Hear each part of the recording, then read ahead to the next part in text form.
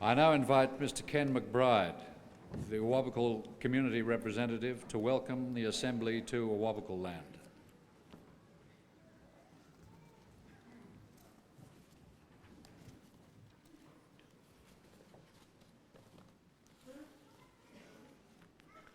Waranakuya, Yamalong, Yantin, Awabakal, Kuya.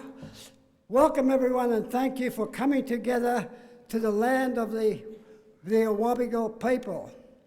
I just want to talk briefly about the traditional owners of this country. When we look at their lives and their tradition, we find they were naturalists, hunters and gatherers. Their affinity with the land and environment includes an understanding of the life cycles of animals, sea creatures and insects. Not only those harvest for food, but others who have a totem animal linked to religious beliefs.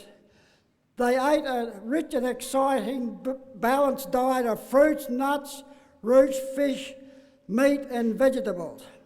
All indigenous varieties and species and each totally adapted to this unique environment. Most foods were roasted on the coals, for others ground oven was dug. Some were wrapped in paper bark and steamed in ashes. Aboriginal culture in this area was very advanced. This is shown by the survival of shell mittens, rock carvings, paintings, some 8,000 year old, 6,000 year old. Also, the Awabakal had the Merriweather Church, which is a superior material for making sharp-edged tools. This area has many sites of significance to Aboriginal people, including many ancient waterholes, tool-making areas, burial sites, scarred trees. This is probably, we had got an Aboriginal painting there that depicting a convict scene. There was also experts, hunter, fishermen and fisherwomen. They fished in both salt water and fresh water. If we look at the history of this place, the history of this place is imperishable. Its spirituality that is written in ochre, as recorded in ochre and stone, is an inspiration that developed pride and respect for the rich and lasting traditions of the ancient past. I would just like to read a couple of verses of a song that's written by a Koori singer. It's called 1,000 Feet Has Been Through Here. It's not a hard place, it's a soft and gentle land. Gonna lay my bed on the soft and gentle sand. Hear old man time whisper in my ear, 1,000 feet has been through here. Take it slow, take a look around. All the signs are on the ground. Bird, snake, lizard, kangaroo. An ancient man has been here too. Inka Tinka, Pitchagala. Just in closing, I would like to say, welcome again to the traditional land of the Awabakal people that we love and respect. Numba Kumba Kumba. Goodbye for now.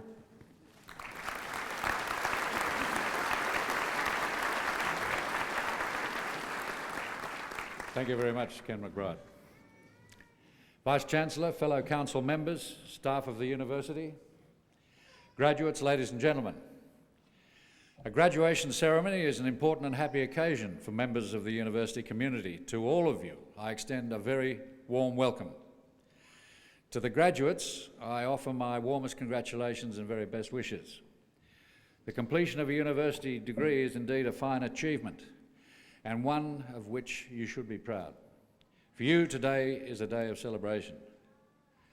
To the families and friends of the graduates, while the university cannot offer you an award as well, we do recognise the enormous contribution you've made in supporting your loved ones through the highs and lows of their time as student.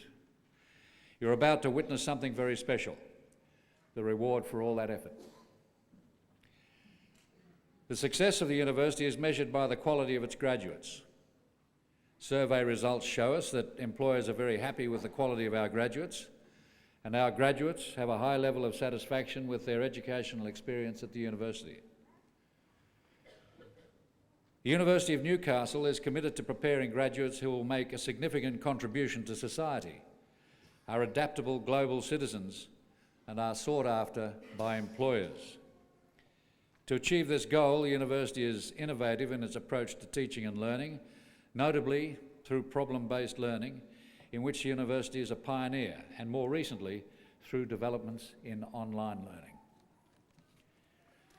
In the area of research performance, this university is ranked among the top 10 Australian universities. It has an annual research income in the vicinity of $25 million and an expenditure on research of $36 million. It's a great achievement. Whether you are here today to receive your first undergraduate degree, a postgraduate coursework degree, or a research higher degree, you will have developed skills, knowledge, and the ability to think logically and laterally, qualities that are highly valued by employers worldwide and will stand you in good stead for the process of lifelong learning.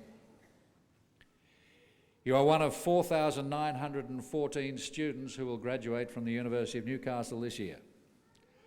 Selected data from the profile of graduating students reveals some interesting statistics.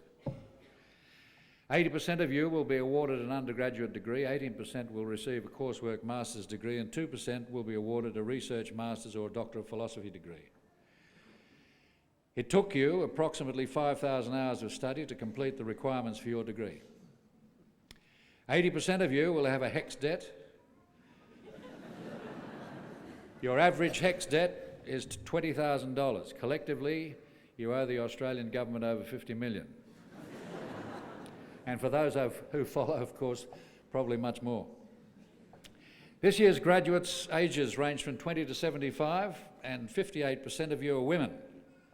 There are 19 Indigenous graduates this year, including 2 Doctors of Philosophy, one of whom is graduating in this ceremony. 3/4 of you were looking for full-time work when you completed your degree and will have found it. Your average salary is $35,000 per year. 2% of you went on to further full-time study. And where do you live? 63% of you live in the Hunter Central Coast region. 4% live overseas. The rate of change in our society is such that whatever qualification you've completed, you will need to be engaged in lifelong learning to remain successful and competitive in the workforce. This is the last generation of Australians who will be the first in their family to gain a university education. I'm confident that the skills you have acquired during your study at this university will stimulate your hunger for more knowledge and understanding. This in turn will equip you to make valuable contributions to local, national and even international community. I take this opportunity to remind those receiving their testaments today that as graduates of the university, you automatically become members of the graduate body, the Convocation. You join more than 70,000 alumni members worldwide and have an opportunity through elected representatives to become involved in the governance and development of the university. I hope you will do so. I now call on Professor Phil Foreman, Acting Dean of the Faculty of Education and Arts, to present graduates from that faculty. Chancellor, I present to you graduates of the degree of Bachelor of Arts. Jennifer Baker.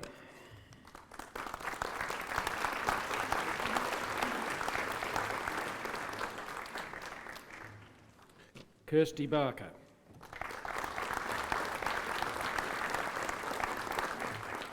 Peter Bayliss.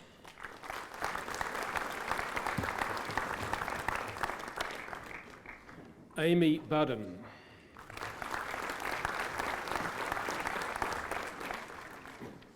Andrew Caveney.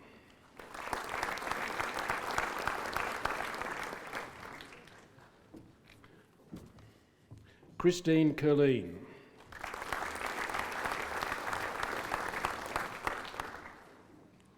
Jennifer Debenham.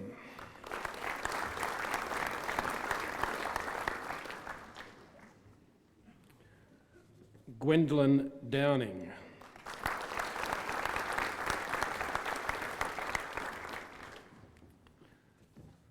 Sasha Fuller.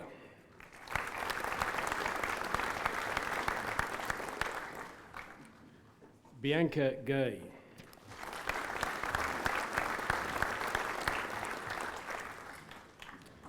Christy Gillies.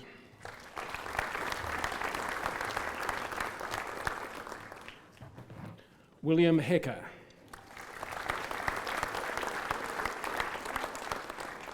Stephen Higgins.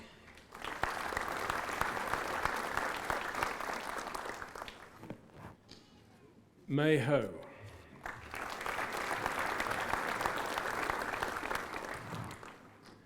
Nikki Hodge.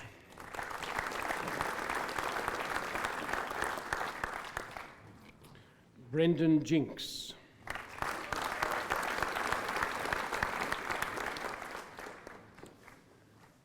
Jennifer Jones.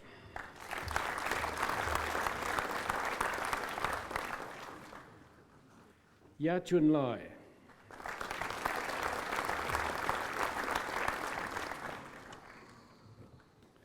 Lara Kim Lever.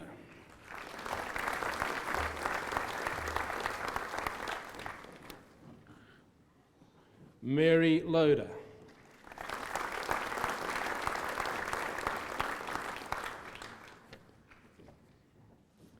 Gerhard Maslowski.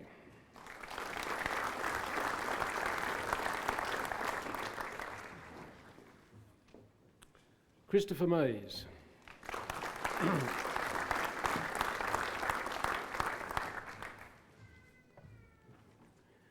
Angela McMillan.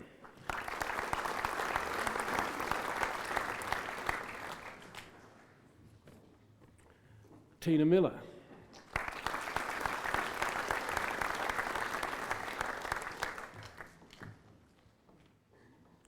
Craig Moore.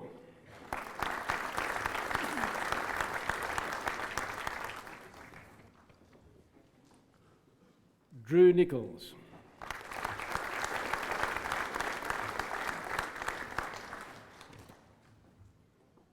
John O'Neill.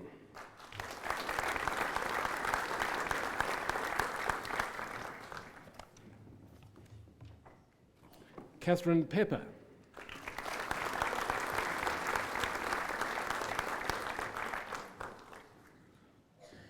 Vanessa Porter.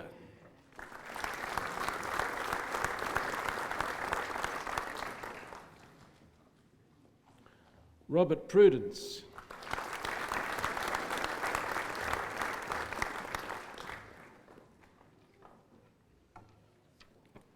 Samantha Robbins.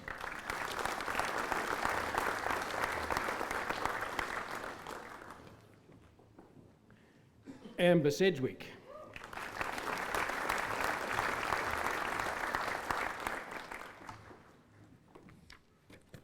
Su Teng Tay.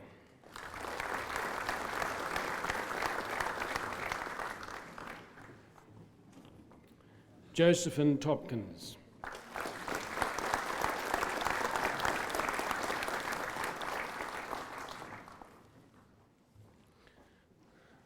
Chancellor, I present to you a graduate of the degree of Bachelor of Arts Honours Class 2, Division... graduate of the degree of Bachelor of Arts Honours Class 2, Division 1, Michael Langton.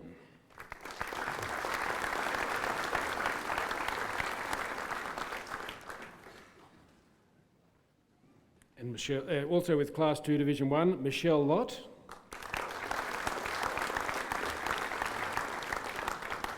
And also with Class 2, Division 1, Nicole MacDonald.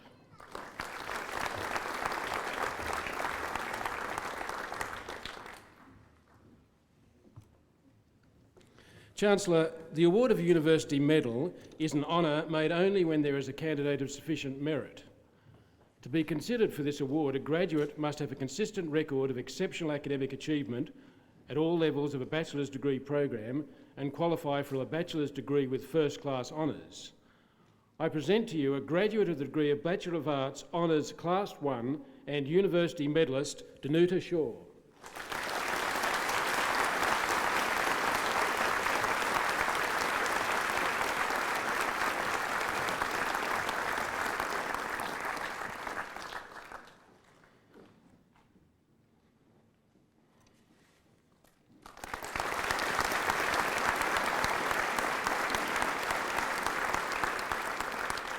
Chancellor, I present to you graduates of the degree of Bachelor of Arts Communication Studies, Rebecca Cowan.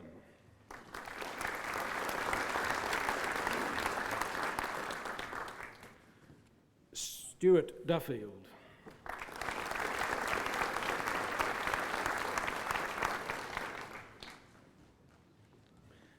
Erin Handley.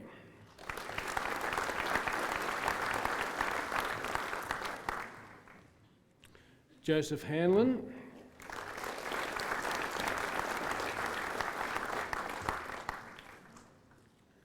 Stacey McCaw.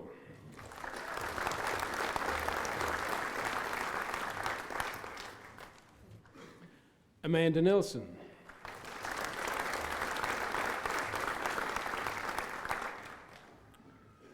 Nicole O'Connor.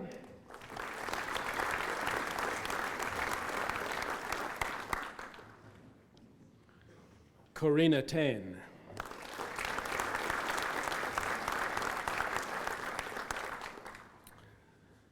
Chancellor, I present to you a graduate with the degrees of Bachelor of Arts and Bachelor of Arts Communication Studies. This graduate has studied for both awards simultaneously, Odette Walker.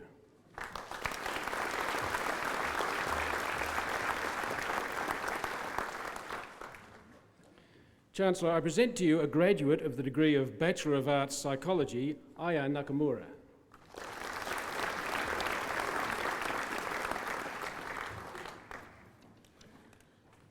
Chancellor, I present to you graduates of the degree of Bachelor of Arts, Visual Arts, Lisa Hyde.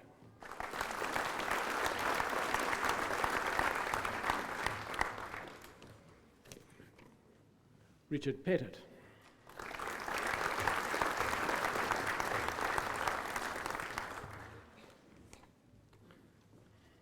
Chancellor, I present to you graduates of the degree of Bachelor of Education, Robert Anderson.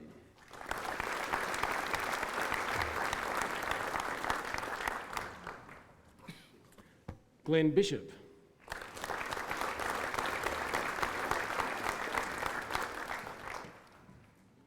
Jamie Bryson.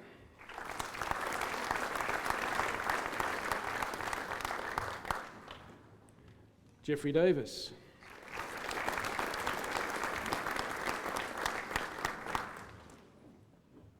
Nathan Elborn.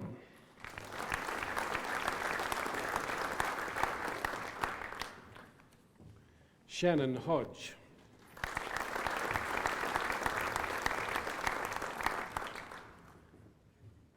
Nigel Hogan.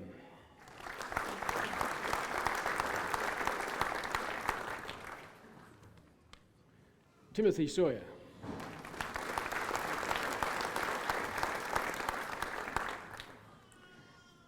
Alan Vane.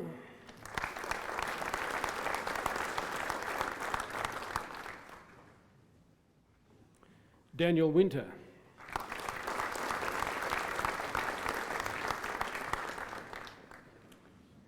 Robert Wood.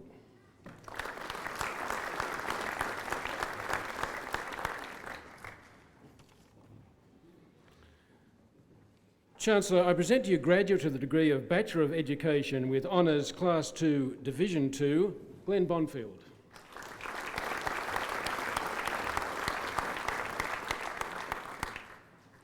Scott O'Hara.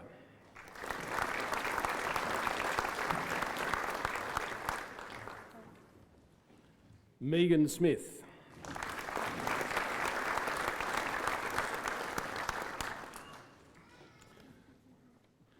Chancellor, I present to you a graduate of the degree of Bachelor of Education with Honours Class 2, Division 1, David Edwards.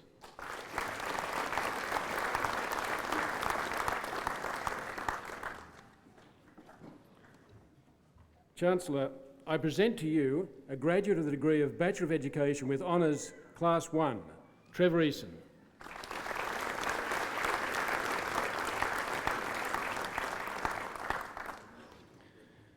Chancellor, I present to you graduate of the degree of Bachelor of Fine Art, Katie Cocking.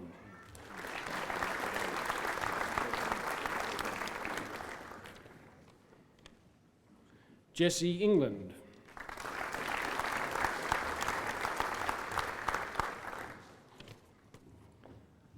Leah Jenkins.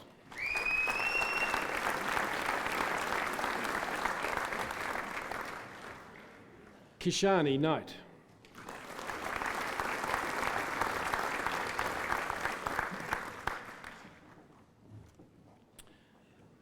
Chancellor, I present to you graduates of the degree of Bachelor of Music, David Cooper.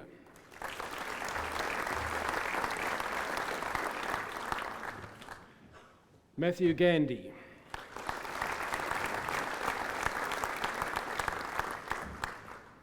Stephen Hudson.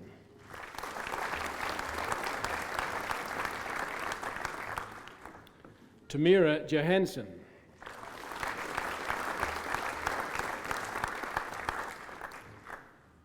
Penelope Jones.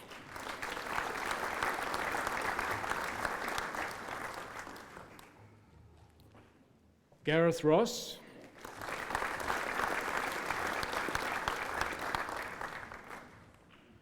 Kurt Schweinberger.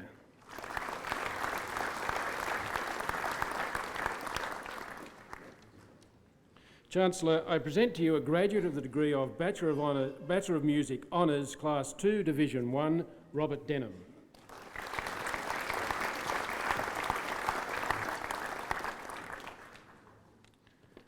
Chancellor, I present to you graduates of the degree of Bachelor of Music Honours, Class 1, Gavin Beck.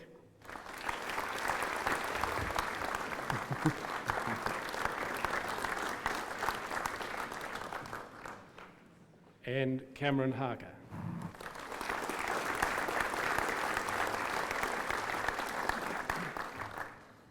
Chancellor, I present to you graduates of the degree of Bachelor of Social Science, Megan Dellinger.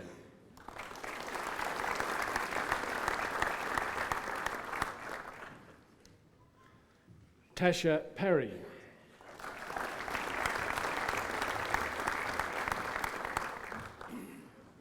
Caroline Wickham.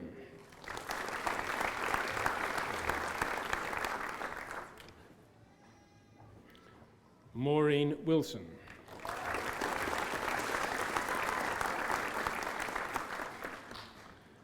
Chancellor, I present to you a graduate of the degree of Bachelor of Social Science with Honours Class 1, Sandra Reeves.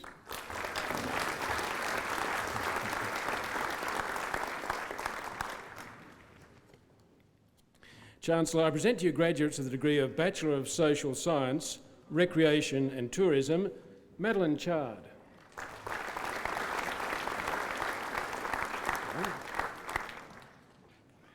Kelly Grant.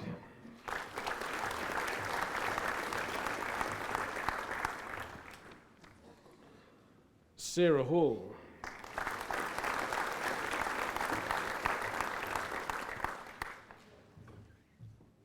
Melissa Han.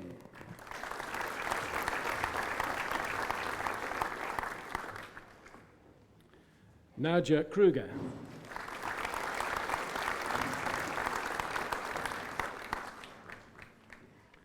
Sheena Martin.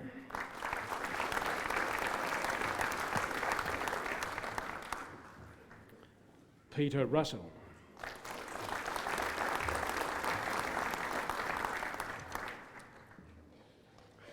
Chancellor, I present you graduates of the degree of Bachelor of Speech Pathology, Christy Field.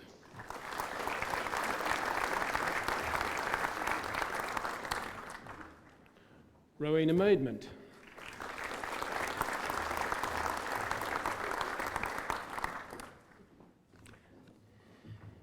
Chancellor, I present you a graduate of the degree of Bachelor of Speech Pathology with Honours Class 2, Division 2, Karen McMillan.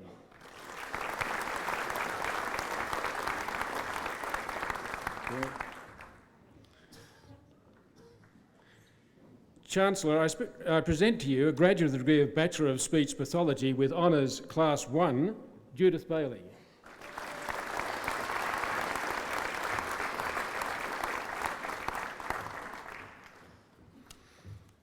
Chancellor, the award of a university medal is an honour made only when there is a candidate of sufficient merit.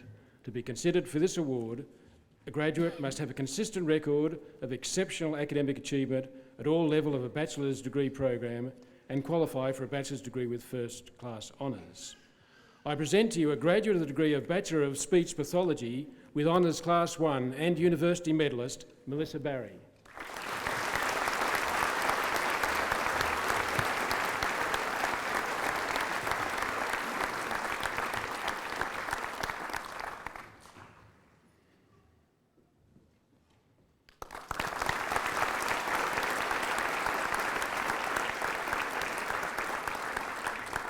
Chancellor, I present to you graduate of the degree of Bachelor of Teaching, Bachelor of Arts, Peter Antcliffe.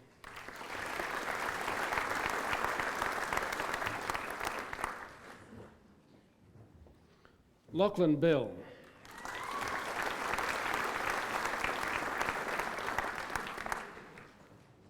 Ryan Bensley.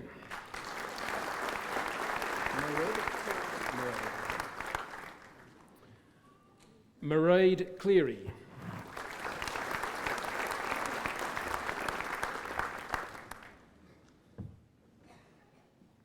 Nicole Condon.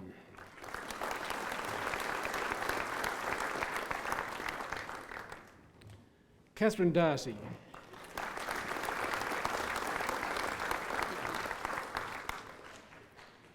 Deborah Digby.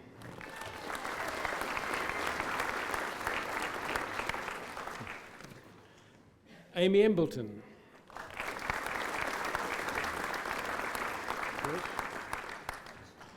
Anita Gresh.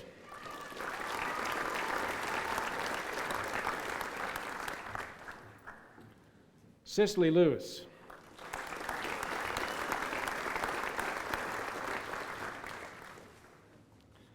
Daniel Locking.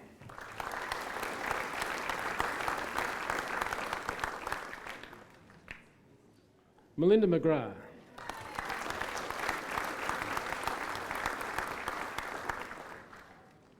Michelle Merritt.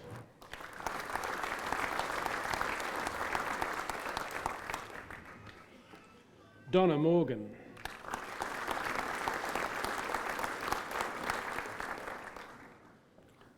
Loreen O'Brien.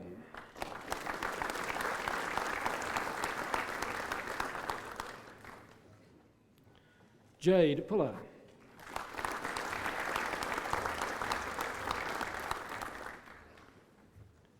Kerry Ann Rankins.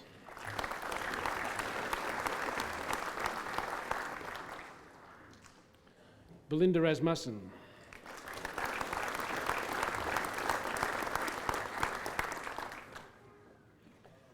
Suzanne Rich.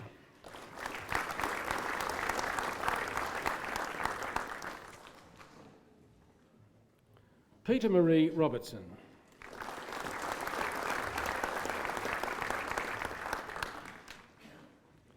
Kerry Rubenstein.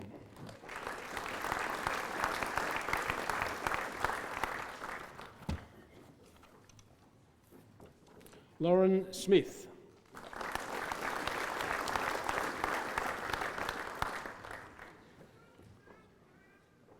David Williams.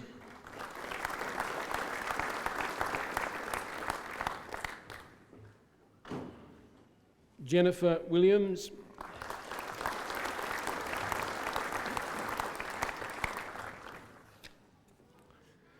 Chancellor, I present to you graduate of the degree of Bachelor of Teaching, Bachelor of Arts with Honours Class 2, Division 2 in Teaching, Claire Murray.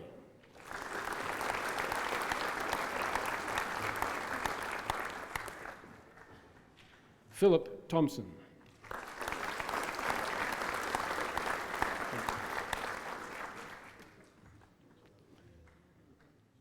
Chancellor, I present you a graduate of the degree of Bachelor of Teaching, Bachelor of Fine Art, Jason Kearney.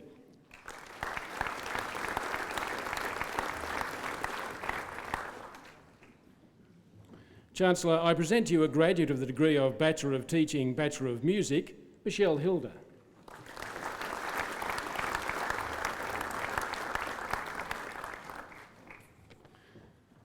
Chancellor, I present to you graduates of the degree of Bachelor of Teaching, Bachelor of Science, Shane Flanagan.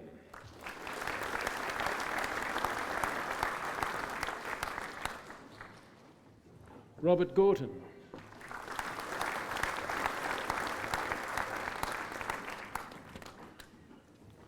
Leanne Hallam.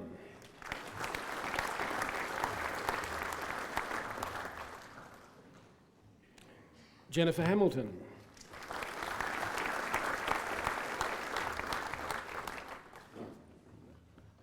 Rebecca Knipe.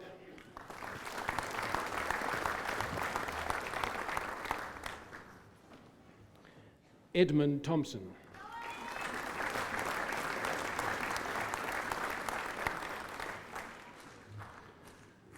Chancellor, I present to you graduates of the degree of Bachelor of Teaching, Bachelor of Social Science, Rebecca Allen.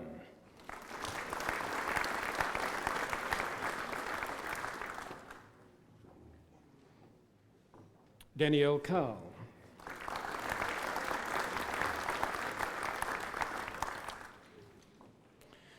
Chancellor, I present to you a graduate of the degree of Bachelor of Teaching, Bachelor of Social Science with Honours Class 2 Division 1 in Teaching, Naomi Ann Westbrook.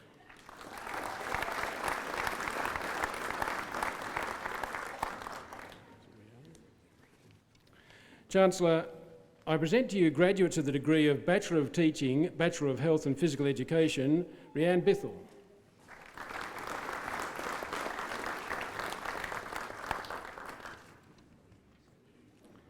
Shannon Dews.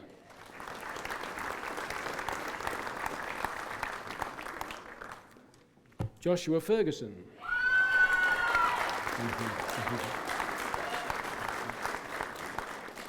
Derek Kerry.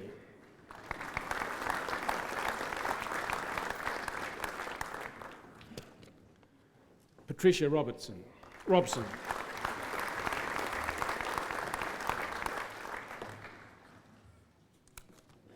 Chancellor, I present to you a graduate who has satisfied the requirements for the award of the Diploma in Education in Secondary Education, Graham Partis.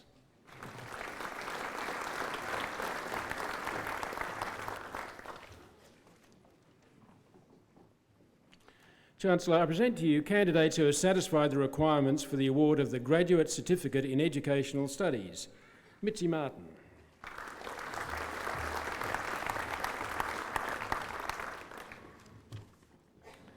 Chancellor, I present to you graduates of the degree of Master of Applied Linguistics. Belinda Downs.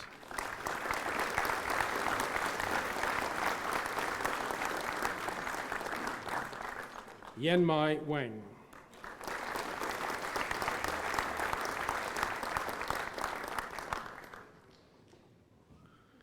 Chancellor, I present you a graduate of the degree of Master of Applied Management Education, Penelope Curran Peters.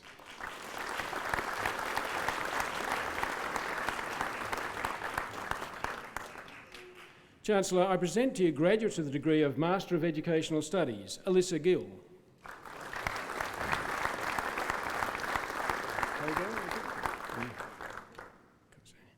Keigo Koze.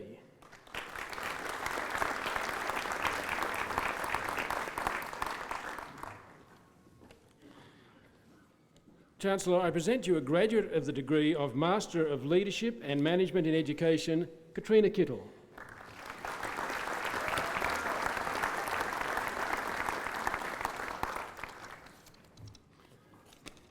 Chancellor, I present you a graduate of the degree of Master of Music Technology, Brian Davis.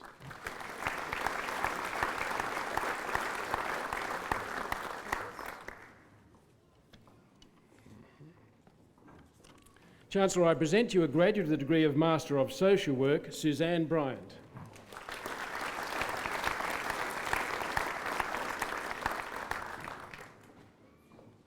Chancellor, I present to you graduates of the degree of Master of Special Education, Fiona Brain.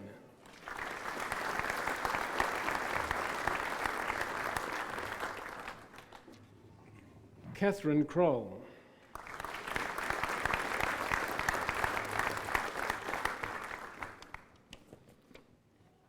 Philippa Hudson.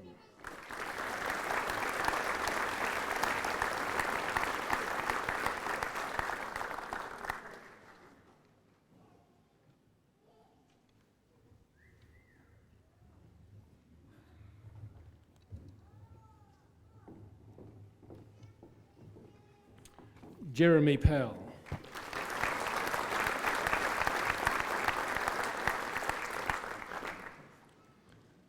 Chancellor, that concludes the presentation of graduates from the Faculty of Education and Arts.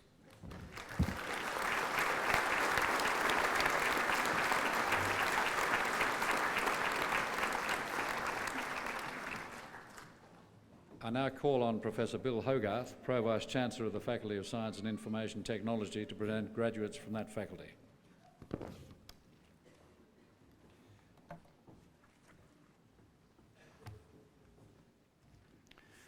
Chancellor, I present to you graduates of the degree of Bachelor of Applied Information Technology, Joshua Mackay.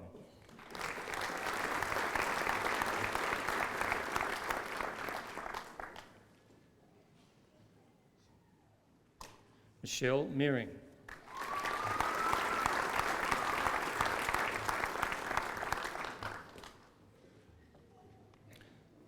Chancellor, I present to you graduates of the degree of Bachelor of Design Visual Communication, Nakia Bunda.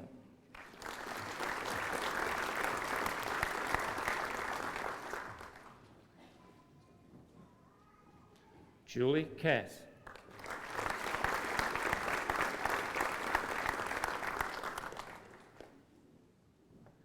Lee Harrison.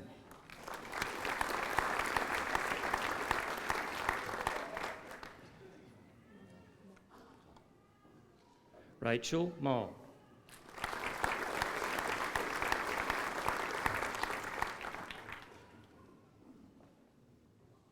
Jodie Reid.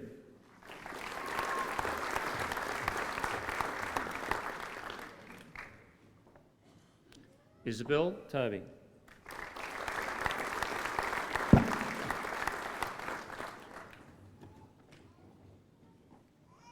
Chancellor, I present to you a graduate of the degree of Bachelor of Development Studies, Erin Burke.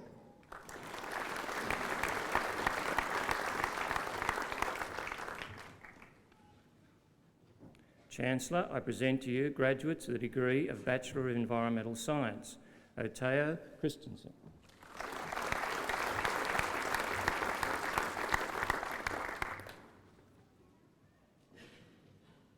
Emma Coleman.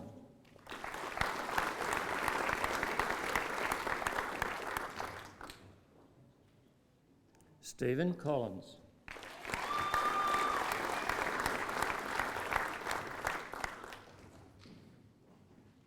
Wade Covey.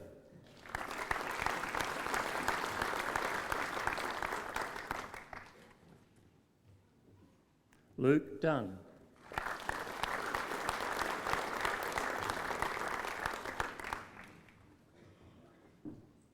Kirk Ganaway.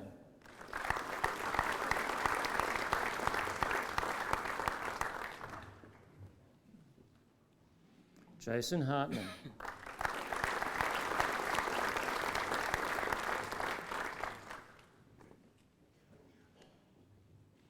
Alyssa Johnson.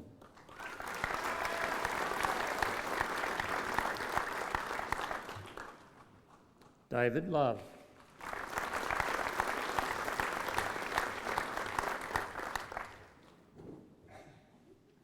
Glenn McVeigh.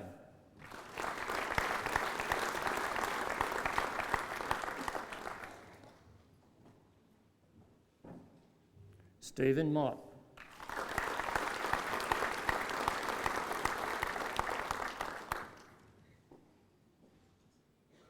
Nicholas Olivares.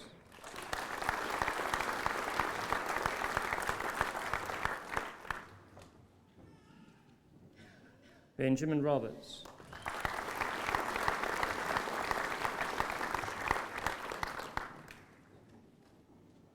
Stuart Wright.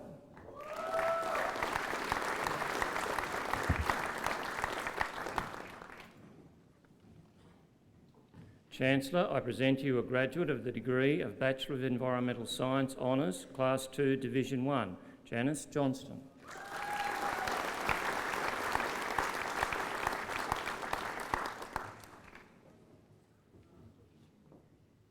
Chancellor, I present to you graduates of the degree of Bachelor of Information Science, Daniel Cook.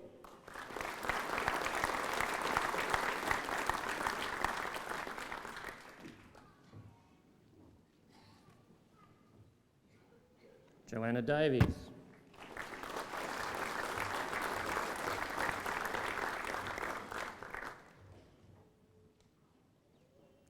Lachlan Hardy.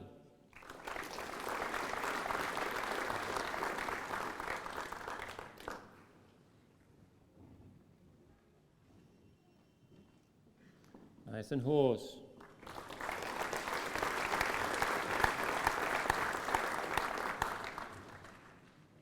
Neil McNaughton.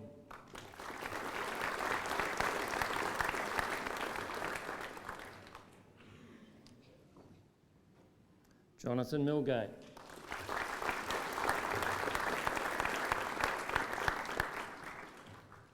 Craig Moylan.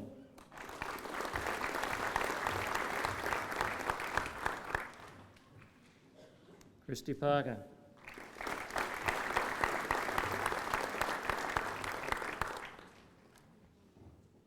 Nathan Robertson.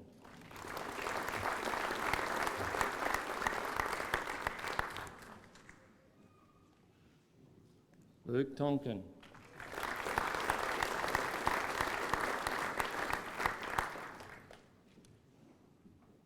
Chancellor, I present to you graduates of the degree of Bachelor of Mathematics, Joseph Dagg.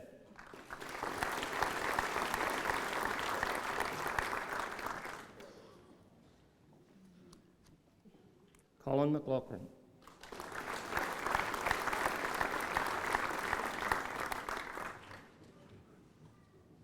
Lindsay Rodwell.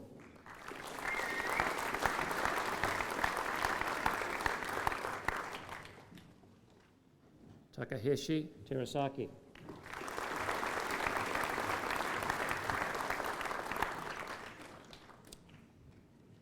Chancellor, I present you graduates of the degree of Bachelor of Science, Kristen Berry.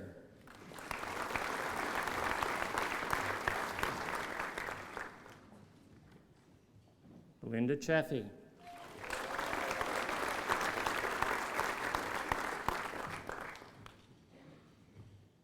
Fiona Courtney.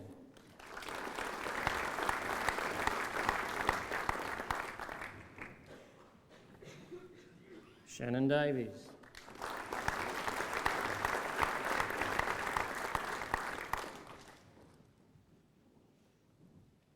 Mary Claire Hanlon.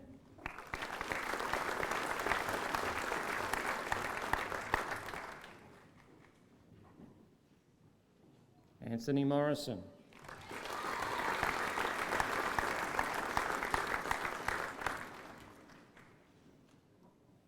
James Newlands.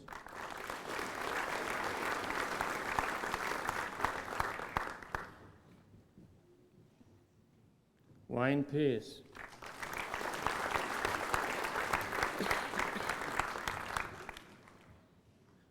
Benjamin Raven.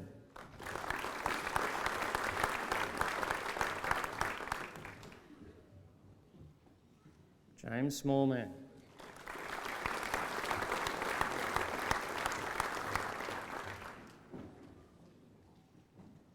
Jennifer Stubbs.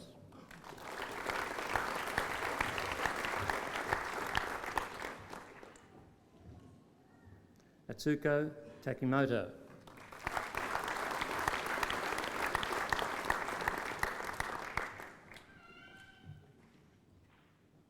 Scott White.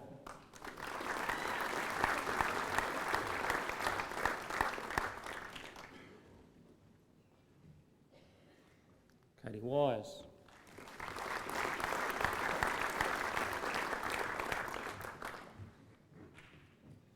Justin Williams.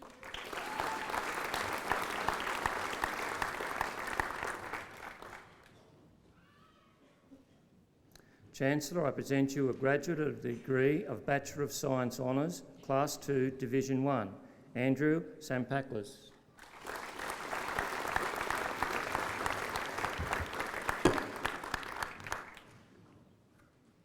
Chancellor, I present you with a graduate of the degree of Bachelor of Science Honours, Class 1, Robert Kakaro.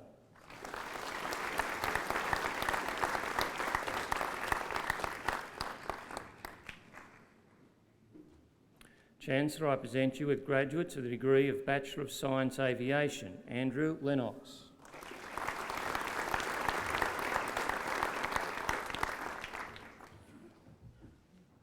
Paul Mason.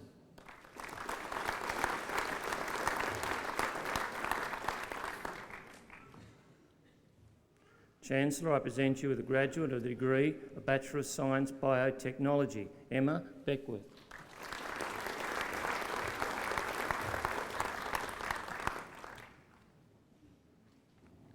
Chancellor, I present you with graduates of the degree of Bachelor of Science Food Technology, Stephanie Ayres.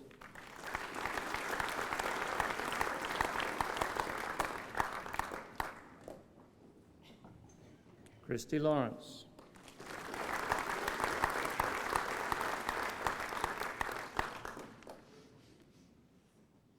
Jo Wei Ying.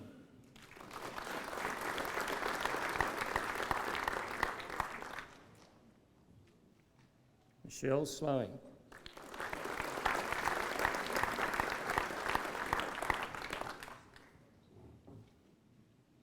Chancellor, I present you with the graduate of the degree of Bachelor of Science Psychology with Honours Class 1, Daniel Bokaya.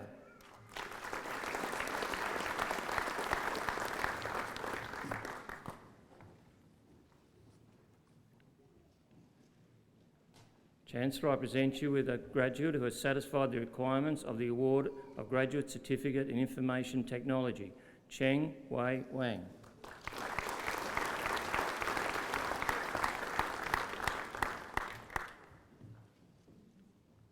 Chancellor, I present you with graduates of the degree of Master of Aviation Management, Frida Charles.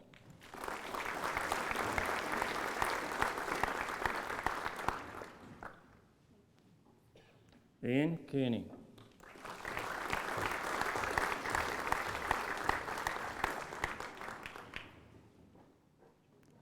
Suk Deving.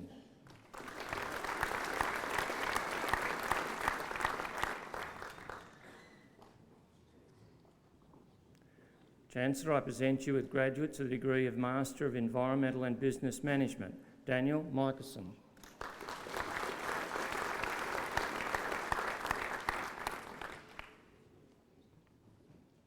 John Watson.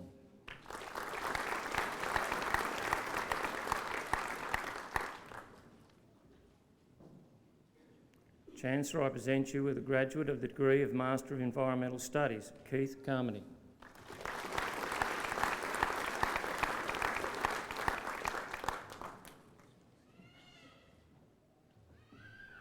Chancellor, I present you with graduates of the degree of Master of Information Technology, Lusaka Alphalele.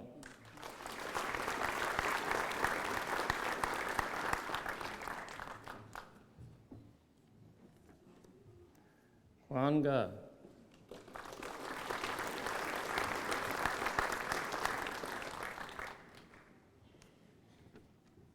Teo He.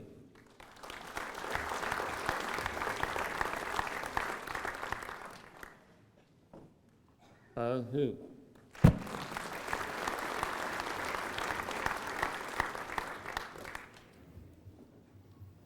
Ling He Wang.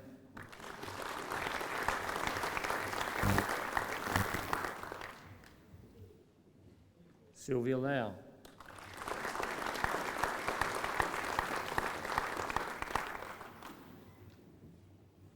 Zhang Li.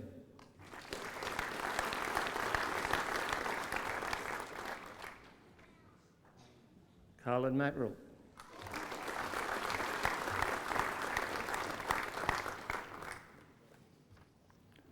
Joy Naru.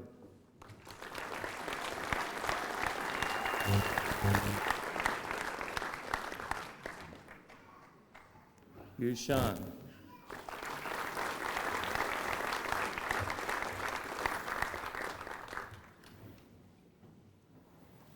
Chancellor, I present you with graduates of the degree of Master of Statistics, Kim Colivas.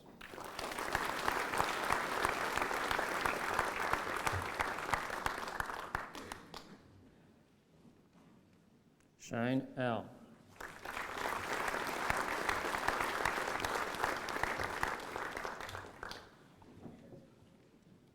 Chancellor, that concludes the presentation of the graduates of the Faculty of Science and Information Technology.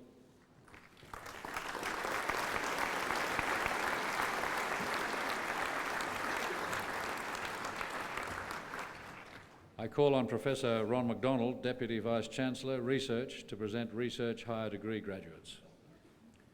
Chancellor, a research higher degree is awarded to a graduate who has successfully completed a program of study which is primarily research. A thesis embodying the outcomes of the research is the principal basis for examination. Today, the University is proud to honour graduates who have satisfied the rigorous criteria for the award of a Research Master's or a Doctor of Philosophy degree. Chancellor, I present to you Maxwell Fox for the degree of Master of Arts. Mr. Fox's thesis is entitled Legal and Constitutional Reform in Republican Rome, 509 to 445 BC. Chancellor, Maxwell Fox.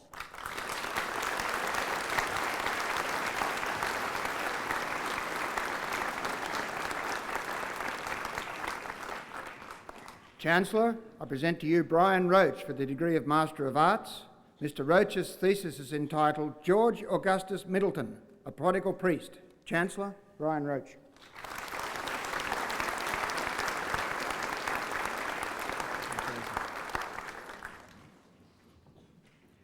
Chancellor, I present to you Paula Watts for the degree of Master of Arts. Ms. Watts' thesis is entitled From Charity to Choice, the Royal Hospital for Women, 1901 to 1930. Chancellor, Paula Watts.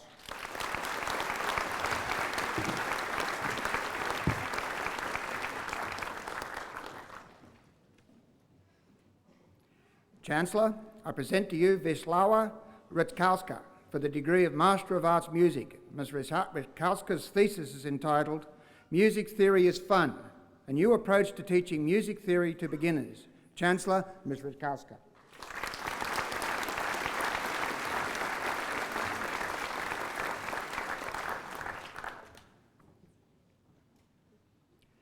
Chancellor, I present to you David Kelly for the degree of Master of Creative Arts. Mr. Kelly's thesis is entitled Fantastic Street. Chancellor, David Kelly.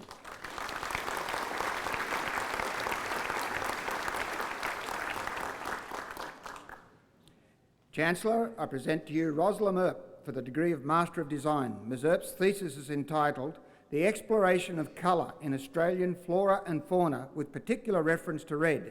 Chancellor, Rosalind Earp.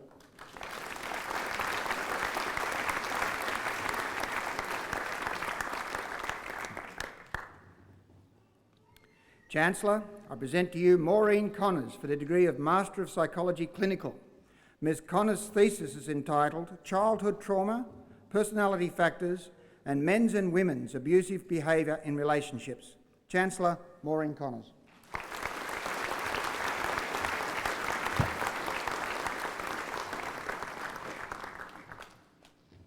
Chancellor, I present to you Megan Davies for the award of a degree of Master of Psychology Clinical. Ms. Davies' thesis is entitled Predictors of Subclinical Binge Eating in Normal Weight Young Women. Chancellor, Megan Davies.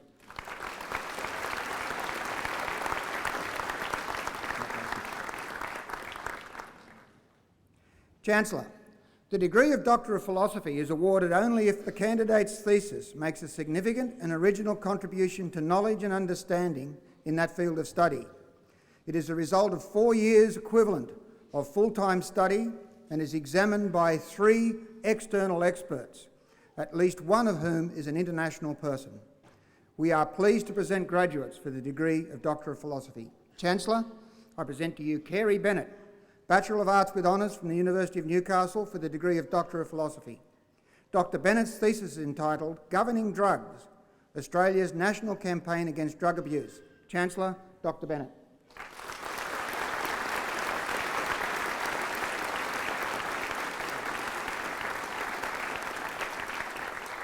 Chancellor, I present to you Betty Capper, Bachelor of Arts and Master of Educational Studies from the University of Newcastle for the degree of Doctor of Philosophy. Dr. Capper's thesis is entitled The Hospital Matrons, 1868 to 1980, The Rise and Decline of a Tradition of Female Authority. Chancellor, Dr. Capper.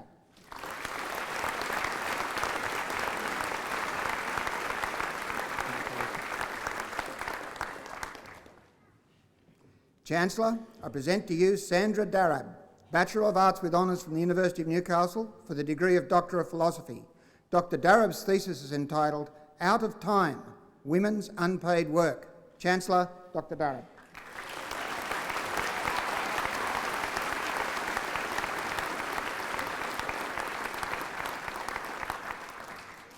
Chancellor, I present to you Amanda Durand, Bachelor of Science with Honours from the University of Newcastle for the degree of Doctor of Philosophy. Dr Durand's thesis is entitled Kinetic Analysis of Factors Affecting the Design of Soy Beverage Processing. Chancellor, Dr Durand.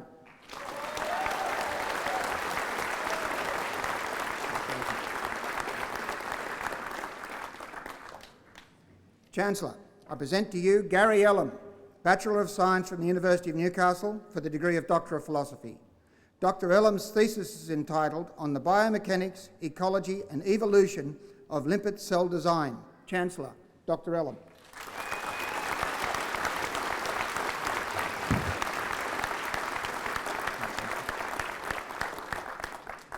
Chancellor, I present to you Michael Flood, Bachelor of Arts from Macquarie University, Master of Educational Administration and Master of Special Education from Deakin University for the degree of Doctor of Philosophy. Dr Flood's thesis is entitled The Impact of Parent and Peer Tutors on Reading Gains and Perceptions of Reading Performance, a low-cost model of service delivery. Chancellor, Dr Flood.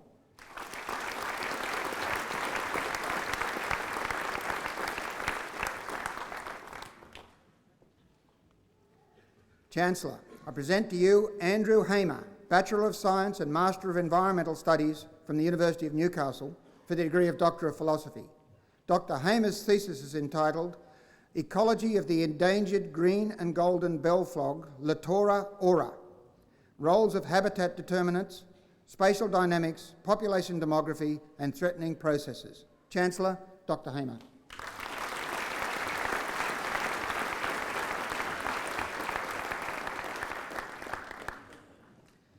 Chancellor, I present to you Jelaine Harris, Bachelor of Arts with Honours from the University of Newcastle for the degree of Doctor of Philosophy. Dr Harris's thesis is entitled Human Differential Alpha Conditioning. Chancellor, Dr Harris.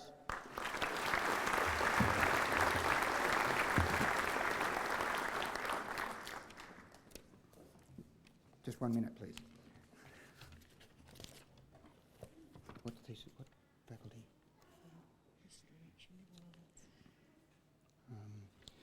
Chancellor, I present to you Gloria Higginbottom, BA Honours from the University of Newcastle for the degree of Doctor of Philosophy. Dr Higginbottom's thesis was entitled Evatt to Barwick, Australia's Regional Policy and the Problem of Great and Powerful Friends. Chancellor, Dr Higginbottom.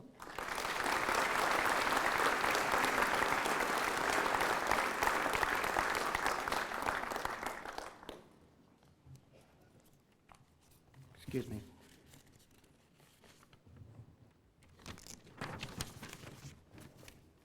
Chancellor, I present to you Bevan Hoken, Bachelor of Science from the University of Auckland and Master of Applied Science from the University of Technology, Sydney for the degree of Doctor of Philosophy. Dr Hoken's thesis is entitled Vitamin B12 Deficiency Issues in Vegetarians and in Other Selected At-Risk Groups. Chancellor, Dr Hoken.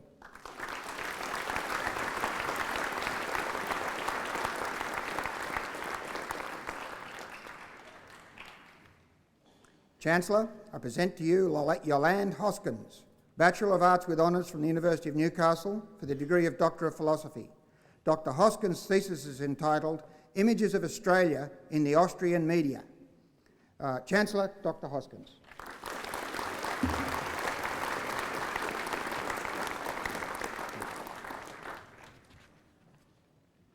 Chancellor, I present to you Timothy Howard, Bachelor of Mathematics and Bachelor of Science with Honours from the University of Newcastle for the degree of Doctor of Philosophy. Dr Howard's thesis is entitled The Generation and Propagation of PC34 ULF Waves at High Latitudes. Chancellor, Dr Howard.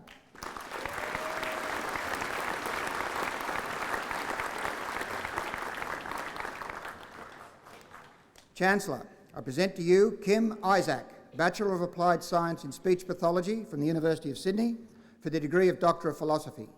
Dr Isaac's thesis is entitled Breaking Barriers and Building Bridges, Clinician-Interpreter Interaction in Speech Pathology Practice. Chancellor, Dr Isaac is the first PhD graduate in speech pathology from this university. Dr Isaac.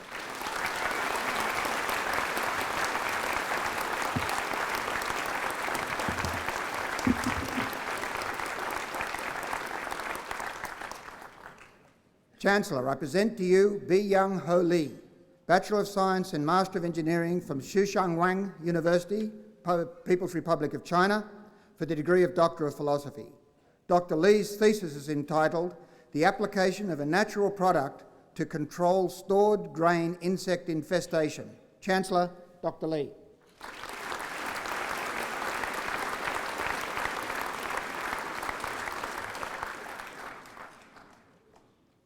Chancellor, I present to you Dr. Wei Lu, Bachelor of Engineering and Master of Engineering from Wang University of Science and Information Technology in the People's Republic of China. Dr. Lu's thesis is entitled A Framework for Multi-Agent Belief Revision. Chancellor, Dr. Lu.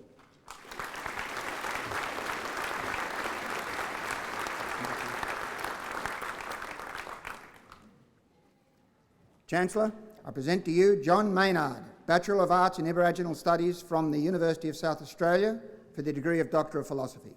Dr. Maynard's thesis is entitled Fred Maynard and the Awakening of Aboriginal Political Consciousness and Activism in 20th Century Australia.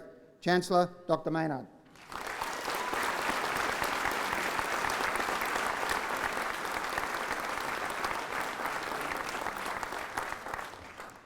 Chancellor, I present to you Anthony McCosker, Bachelor of Arts with Honours from the University of Newcastle for the degree of Doctor of Philosophy.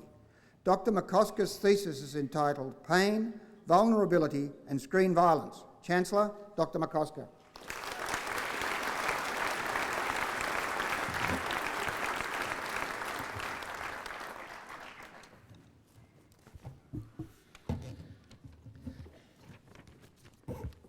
Chancellor, I present to you Angela Melville, Bachelor of Arts from the University of Tasmania, Bachelor of Social Science with Honours from the University of Newcastle for the degree of Doctor of Philosophy.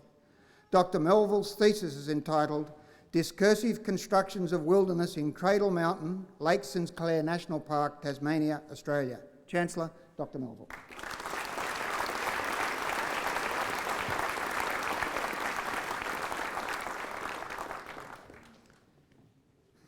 Chancellor, I present to you Philip Morgan, Bachelor of Education in Physical and Health Education with Honours from the University of Newcastle for the degree of Doctor of Philosophy.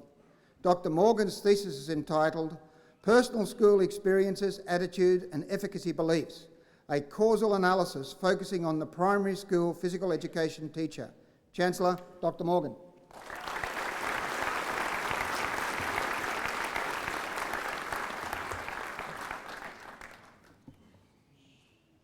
Chancellor, I present to you Darryl Murdoch, Bachelor of Education, Primary and Master of Education from the University of South Australia with the degree of Doctor of Philosophy. Dr. Murdoch's thesis is entitled Teaching Principles in Small Primary Schools, a comparative study of their issues, challenges and concerns. Chancellor, Dr. Murdoch.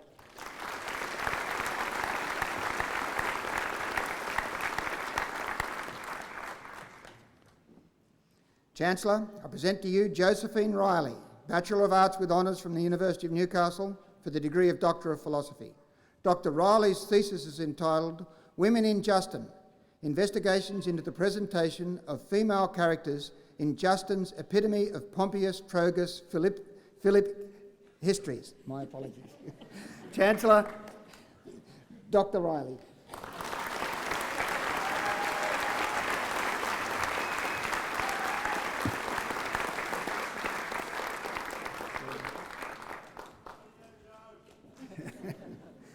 I present to you Cleoniki Soroka, Bachelor of Social Science with Honours from the University of Newcastle for the degree of Doctor of Philosophy. Dr. Soroka's thesis is entitled Hearing the Voices of Filipino Women, Violence, Media Representation and Contested Realities. Chancellor, Dr. Soroka.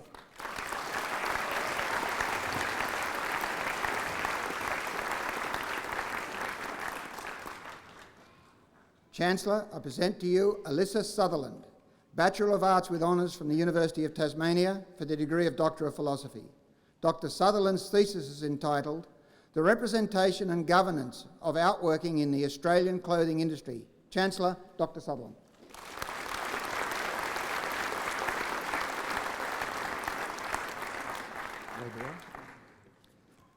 Chancellor, I present to you Peter Webora, Master of Arts from the University of Technology, Sydney, for the degree of Doctor of Philosophy. Dr. Waybora's thesis is entitled "The Global Village Idiot?" New Media Policy in Australia, 1989 to 1999. Chancellor, Dr. Waybora.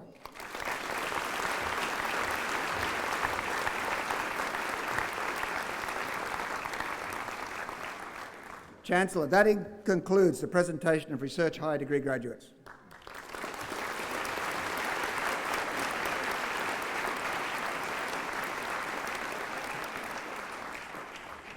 I now call upon the Vice-Chancellor, Professor Roger Holmes, to present recipients of the Exceptional Service Medal. Chancellor, I have pleasure in presenting to you Patricia Flowers to receive the Exceptional Service Medal.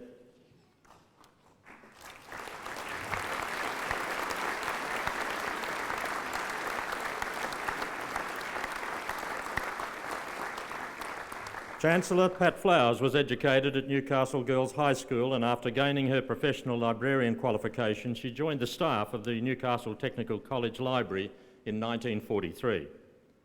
In 1947, Pat was appointed librarian in charge of the library. Several years later, as science and engineering degrees from the New South Wales University of Technology and arts degrees from the University of New England were offered through the Newcastle Technical College, Pat was instrumental in the formation of the University Library. With the establishment of the Newcastle University College, Pat was appointed librarian to both the Newcastle Technical College and the Newcastle University College. Pat resigned from the university in 1960 to raise her 3 children. In 1970, the principal of the Newcastle Conservatorium of Music invited Pat to establish a university-level conservatorium library. Pat was the only staff member of the Conservatorium Library and made it her mission to build up the Conservatorium's collection. During her travels in the mid-1970s, Pat was pleased to discover that the collection compared favourably with many music libraries and universities in the United Kingdom. Pat retired from the Conservatorium Library in 1982. Pat was one of 5 librarians who founded the New South Wales Central Coast Group of the Australian Library Association, the first such group outside a capital city. Pat served as president and secretary of this group and was for many years a member of its committee. Pat has been a long-serving member and tireless worker for the Friends of the University. The Friends of the University was formed in 1981 to foster awareness of the university and its place in the community, to conduct fundraising activities to promote the interests of the university and to establish contact with the academic and social life of the university for all members of the public. For many years, Pat has been the convener of the Book Fair. Held in every odd-numbered year, the Book Fair has raised over $500,000 in funds to support the university. Proceeds from the Book Fair over the years have seen the Friends donate to the university artworks such as the Hunter Tapestry in the Great Hall, the donation of a number of scholarships and donations to the rare book collection of the library. Book Fair funds have also assisted in moving 2NURFM to its current studios, as well as sponsoring projects such as the Don Morris Walk, the Wetlands Pavilion, and more recently the refurbishment of the Auchmuty Library Roof Garden. Along with her work for the Book Fair, Pat has been the organiser of the Rare Books Auction for the Friends of the University since 1984. In the local community, Pat was one of 12 founders of the Mayfield Residence Group, which was originally established to prevent an environmentally hazardous high-temperature furnace from being constructed close to the schools and houses in Mayfield. Pat has served as secretary and is a driving force behind the Mayfield Residence Group. She represented the Mayfield community on the Technical Steering Committee for Steel River and remains a member of the Steel River Liaison Committee, continuing her contribution to this partnership between industry, community and government to create new industries in the area, new forms of energy generation, clean environmental practices in industry, and recognition of the heritage value of the Newcastle industrial area. Pat's expertise in environmental matters has been recognised through a number of Newcastle City Council review committees on which she has served, including the Kooragang Island Development Control Plan, the Urban Strategy Plan, the Mayfield Social Strategy, and the Newcastle Airshed Management Plan. Pat has also been a member of the university's Board of Environmental Studies. Pat's contribution to the community has been recognised by awards from the Newcastle City Council, the New South Wales State Government, and in 2003 she was awarded the Centenary Medal for service to the community. Chancellor, in 1997 the Council of the University resolved to establish the Exceptional Service Medal. The Council may award this medal to recognise exceptional and sustained contributions by a staff member, former staff member or a member of the community towards some aspect of the University's activities. Chancellor, it is my pleasure to present to you Patricia Jean Flowers for the award of the Exceptional Service Medal.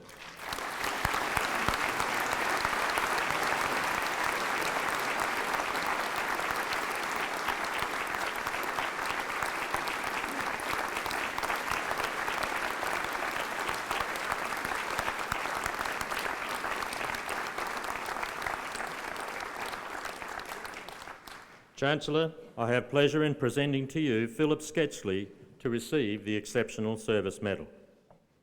Chancellor, Philip Sketchley is widely known and admired in the Newcastle music community as a teacher, performer, organiser and administrator. Philip has been associated with the Newcastle Conservatorium of Music since he was a student of the Conservatorium in the 1950s. He completed the Diploma of the State Conservatorium and the Diploma in Education at the Newcastle Teachers College and subsequently taught high school music for many years. After teaching at Whitebridge High School, Philip was then appointed head teacher of music at Newcastle High School until his selection as concert manager at the Conservatorium in 1993. Philip taught musicianship and piano as a casual staff member at the Conservatorium during his career as a school teacher. A large part of Philip's work involves liaison with community groups. Philip works with a variety of musical associations, the Mater Hospice, the Victoria League, Newcastle City Council, and with church and charity groups to organise musical performances involving students of the Conservatorium.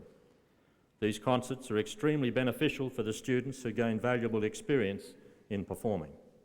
The concerts also raise the profile of the Conservatorium and the University in the wider community. Philip organises all of the major events for the Conservatorium. There are around 150 major concerts each year.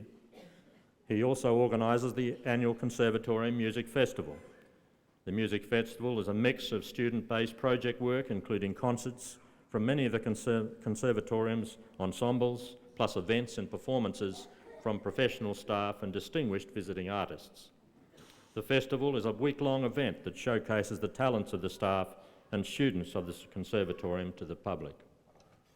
Philip is a very fine pianist. He learnt his craft under Joyce Blewett, Joan Dawson and Carmel Lutton from the Newcastle Conservatorium and Gordon Watson from the Sydney Conservatorium. These days, Philip rarely performs as a soloist, rather he uses his playing skills in accompaniment for musical groups and students. Philip recently accompanied the Waratah Girls Choir on its concert tour to Finland. Philip is a great ambassador for the Conservatorium and provides the University with a valuable link to the community. His passion for his work is infectious. The conductor of the Conservatorium Sydney Orchestra recently described Philip as the glue that holds together the Newcastle music scene. Philip is a role model for students who, through their association with him, get to see how communities operate and how music and art fit into the community's culture. Philip's contribution to the community was recognised in 2003 when he was awarded the Centenary Medal for service to the community through music in a ceremony hosted by the federal member for Newcastle. Chancellor, in 1997, the Council of the University resolved to establish the Exceptional Service Medal, and the Council may award this medal to recognise exceptional and sustained contributions by a staff member, former staff member or a member of the community towards some aspects of the University's activities. Chancellor, it is my pleasure to present to you Philip John Sketchley for the award of the Exceptional Service Medal.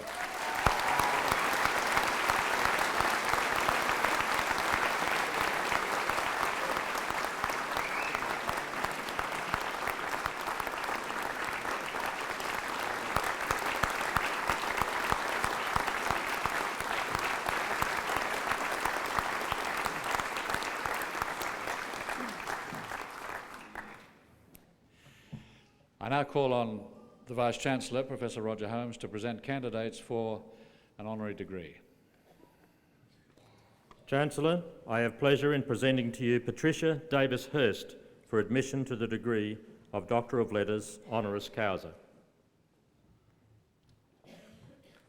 Chancellor, Patricia Davis-Hurst is an Aboriginal cultural teacher, journalist, historian, author and publisher.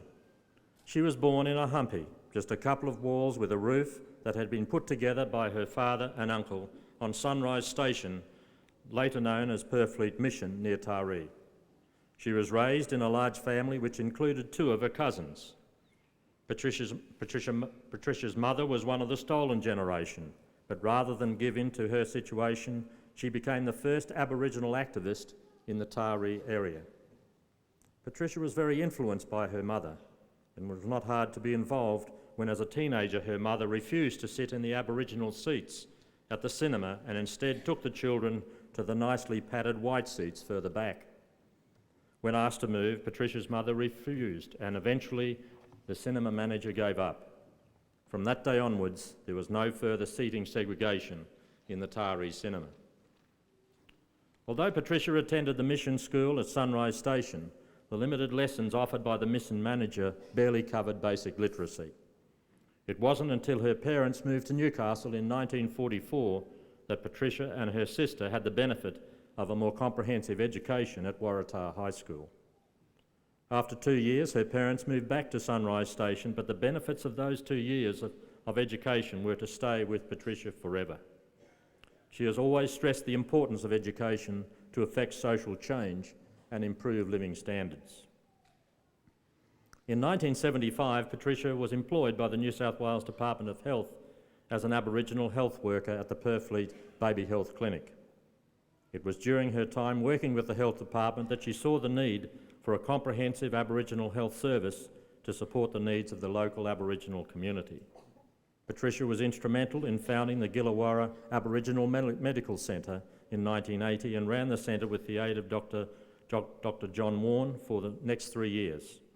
Patricia operated the centre 10 hours a day, 5 days a week, and was on call 24 hours a day, 7 days a week. In 1983, Patricia moved to the Taree Community Health Centre. She was immediately concerned that the local Aboriginal people would not come to a white-oriented health centre and established a mobile health service to better care for the health of the local Aboriginal community. The following year, she began to work from home so that she could nurse her daughter, who later died from cancer, aged 17.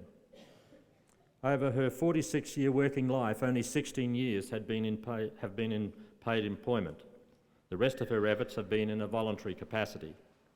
The large number of voluntary positions she has held include Director of the Redfern Aboriginal Legal Service, President of the Purfleet Ladies Auxiliary, Board Member of the Housing Commission of New South Wales, and the Team Manager of the undefeated South Taree Aboriginal Football Club. In 1986, she became a Justice of the Peace to provide service to her community, as there are always people looking for a JP. From 1983 to 1990, Patricia was the founder and president of the One Eye Aboriginal Corporation, a group set up to work with disadvantaged Aboriginal children. This group has since become a leading Aboriginal voice in the media. Patricia was appointed a member of the General Division of the Order of Australia in 1993 for services to the Aboriginal community in the Manning Valley. In 1996, Patricia was a leading voice in the promotion of the need for a purpose-built preschool for the children of the Purfleet area. The new Girrawong preschool was opened in 2002 on the site of the original Purfleet houses, the site where Patricia was born. Patricia continues to serve as a member of that committee. She is the current chair of the Gillawarra Aboriginal Corporation and still serves on many regional advisory bodies. Patricia is regularly called upon to represent the Aboriginal people in the media.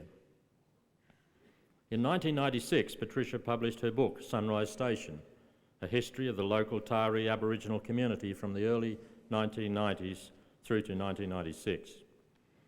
Much of the book is based on Patricia's own experience, but also include her research and stories from elders in the district. Sunrise Station has become a reference book on Aboriginal culture, as the history it documents is relevant to almost any area that has or had anything to do with the Aboriginal population. Sunrise Station has become an essential resource for many school and university students as they learn about post-contact Aboriginal Australia. In addition to her health and community work, Patricia had 6 children and adopted 2 sisters from the age of 12 months. All have been instilled with high moral values and a strong sense of family and community. She also has numerous grandchildren, ensuring her house is always full of children. Patricia's interest in the care and well-being of children is broad and included the organisation of a mass baptism of 50 local children in 1998. Patricia is currently President and Native Title Claimant with the Saltwater Tribal Council. She has long strived for the recognition of traditional Aboriginal rights, including her current involvement in the claim for formal recognition of traditional fishing and camping rights at the Saltwater Reserve near Wallaby Point. Patricia has been integral to the discussions of an Indigenous land use agreement for the area. From the humblest beginnings and some of the most unlikely circumstances, Patricia Davis Hurst has become a highly respected Aboriginal elder who has spent her life working for reconciliation and to help the cause of her people. Chancellor, it is with great pleasure that I present to you Patricia Davis Hurst, Member of the Order of Australia, Certificate in Aboriginal Health from Cumberland College of Health for admission to the degree of Doctor of Letters, honoris causa. Well done.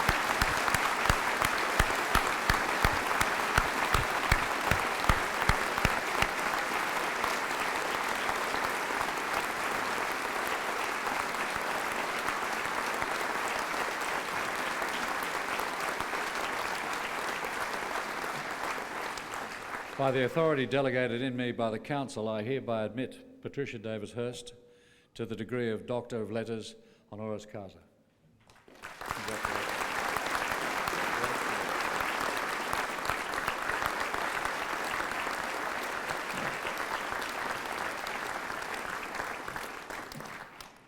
Chancellor, I have pleasure in presenting to you Archbishop Philip Wilson for admission to the degree of Doctor of Letters, honoris causa.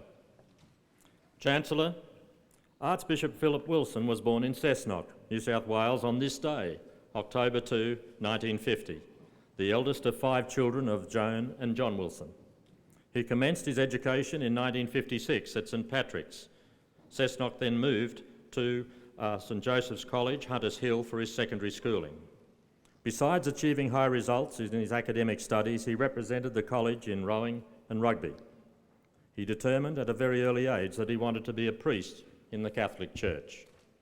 He began his study for the priesthood in 1969 when he went to St Columban's College at Springwood and later St Patrick's College, Manly. In 1974, he completed a Bachelor of Theology at the Catholic Institute of Sydney. He was ordained a priest in the Diocese of Maitland in 1975. After studying religious education in New York, he was appointed Director of Religious Education for the Diocese of Maitland in 1978, a task he undertook while still carrying out pastoral duties in a parish.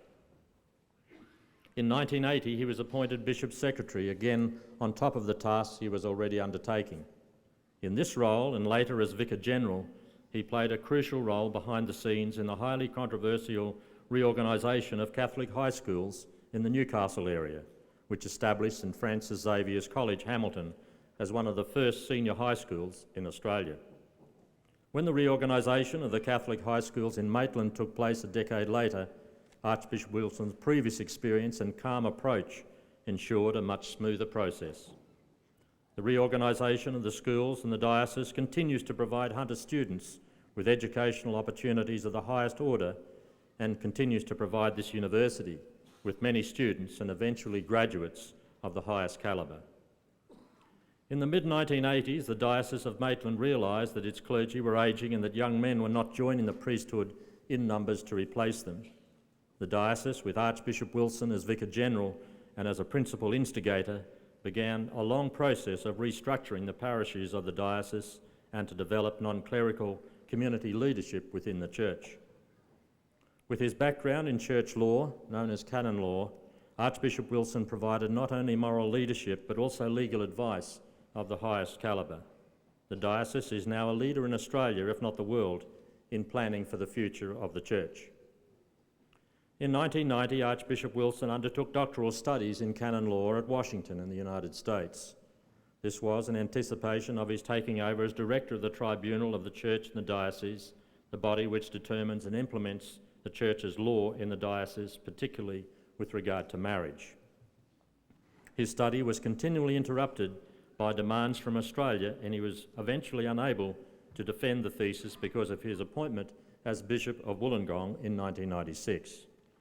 Despite this, he is today a prominent canon lawyer and a member of the Canon Law Societies of Australia and New Zealand, America, Great Britain and Ireland, as well as the Society for Medieval Canon Law. One of the interruptions occurred in 1993 when he had to prematurely take over as director of the tribunal in the diocese.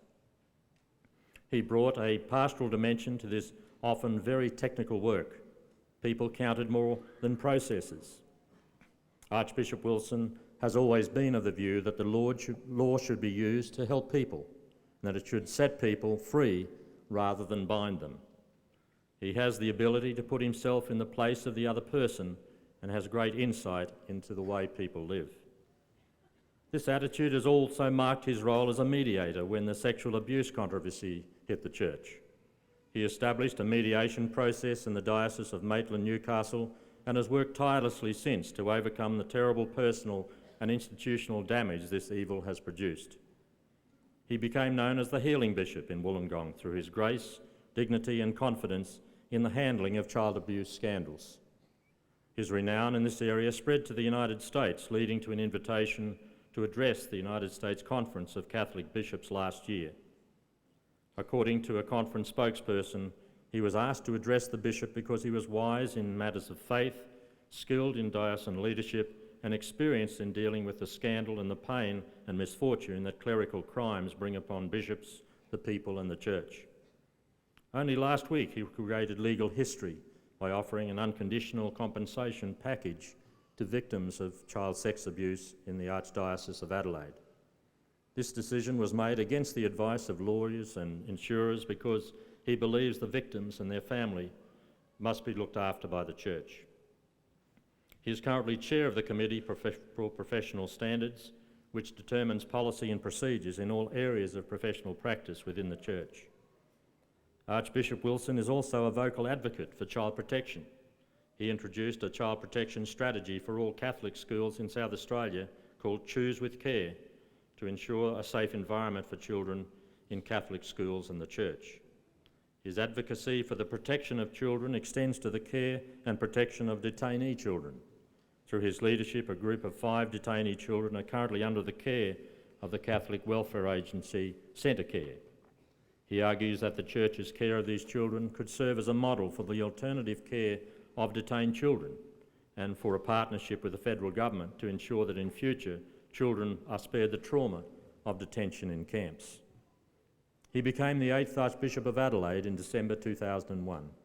Chancellor, it is with great pleasure that I present to you Archbishop Philip Wilson, Bachelor of Theology, Catholic Institute of Sydney, for admission to the degree of Doctor of Letters, honoris causa.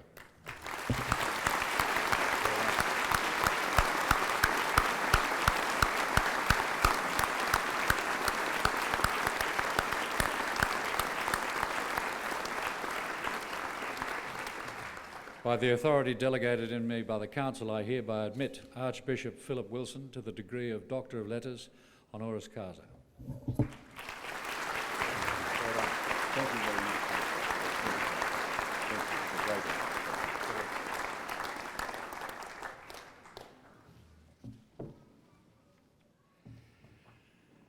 We will now have a musical interlude presented by Greg Boddy on guitar and Michael Davidson on didgeridoo.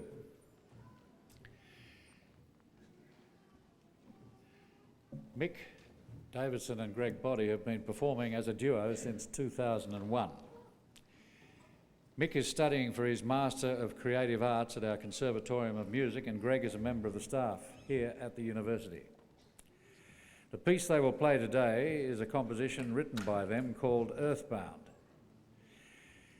It is sometimes said in non-Aboriginal Western culture that we are made from dust and from earth, and that one day we will return to it. In Aboriginal dreaming, the land and the earth are where everything begins and ends. Earthbound uses Mick's new didgeridoo notation system, especially created as part of his master's studies. The system enables other instruments to be coordinated precisely with his. In this piece, Mick Didge plays 4 sounds on top of each other to produce the unique sound layers that you will hear.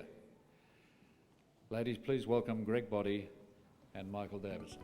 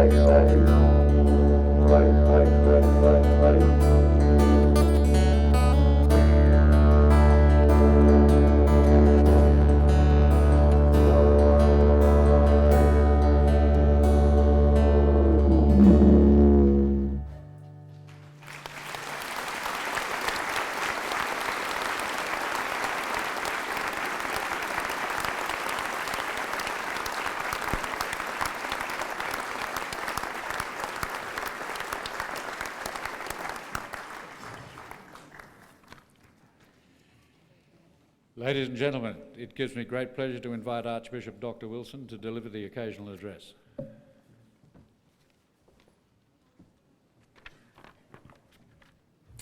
Chancellor, Vice-Chancellor, distinguished members of the university community of the University of Newcastle, especially the new graduates.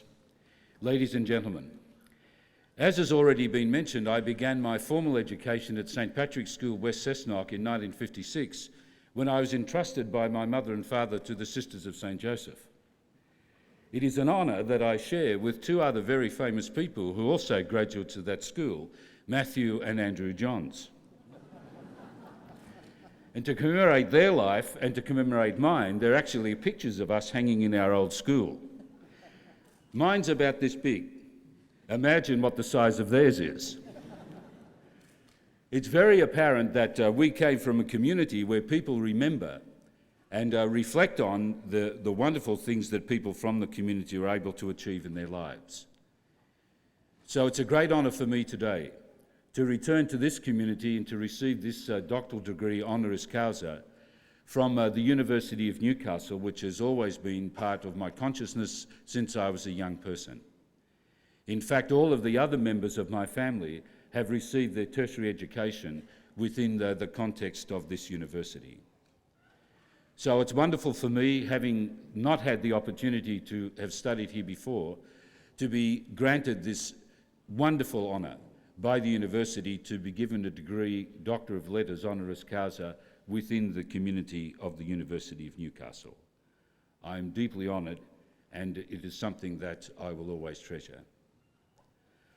I'm also humbled today and honoured to share this occasion with Dr. Patricia Davis-Hurst. It's very humbling for me to stand next to her and the two of us to receive this honour from the university together. Because as you know, by hearing what has been said about her life, she's a remarkable and wonderful person. And it's a great honour for me to be able to remember for the rest of my life that on this occasion, on my 53rd birthday, that we stood together and received this honour together. The University of Newcastle has, in a relatively short amount of time, earned a distinguished reputation as a research centre of excellence. On the basis of its research funding, this university is ranked 9th out of the 36 Australian public universities, devoting over $36 million each year to the support of research and research training. But more than that, it has a reputation for producing research which is important not just for its academic worth, but for its practical application in improving people's lives.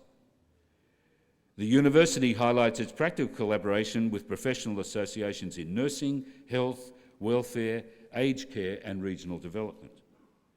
So there is an admirable link there in the ways in which this university encourages its students to apply the knowledge they attain to helping those in the community who need it most.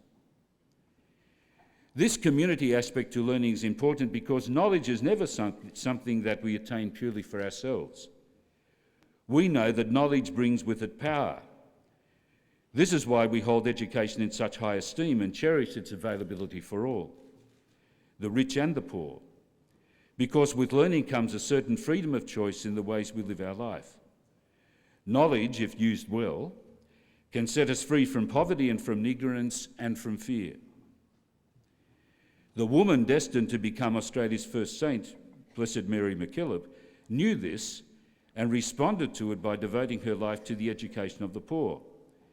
She was determined that every child be given the means to develop to their fullest potential, and she set up an order of sisters, the Sisters of St Joseph, specifically to make sure that kids from the Australian bush had the same educational opportunities as those in the cities.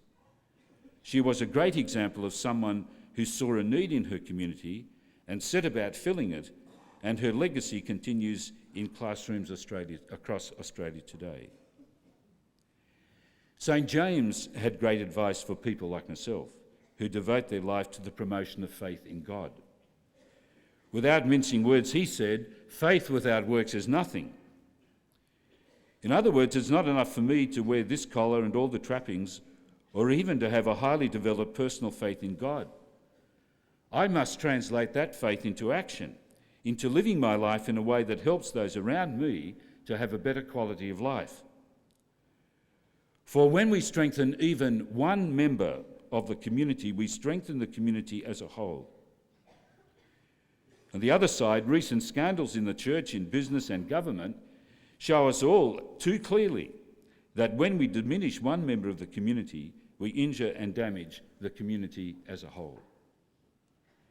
It's the same then with knowledge. The challenge as you graduate today from university is to search for a way of applying the knowledge you've retained here to building up the community in which you live. It's about finding where you fit into that community, your vocation or your sense of purpose. The late Cardinal Basil Hume of Westminster in England expanded on this when he said, "There is a need today in every profession and in every walk of life to rediscover a sense of purpose. I speak of an ultimate purpose that makes sense, that is, one which corresponds to our deepest aspirations and needs, or rather fulfills them. Individuals cannot just muddle through life without knowing why, nor can a society survive in peace and serenity unless there is a shared vision of what we are and what we are for. It is this shared vision that should drive us in the work that we do, whether as a bricklayer or a nurse or a lawyer or an archbishop. What is required from each of us is a commitment to each other, a willingness to work for the common good. We live in a world of rapid change. Nowhere is this better illustrated than here in the Hunter. I left here as a priest less than 10 years ago, and every time I come back I'm astounded at the profound changes taking place. Boys no longer leave school and go to work in the mines or pursue a career at the BHP. The entire economic base of this region has undergone what appeared to be a painful death, followed by a wonderful, vibrant rebirth. What has driven this rebirth? Why didn't Newcastle and the Hunter lie down and die after the earthquake, or when the BHP pulled out, as so many people predicted?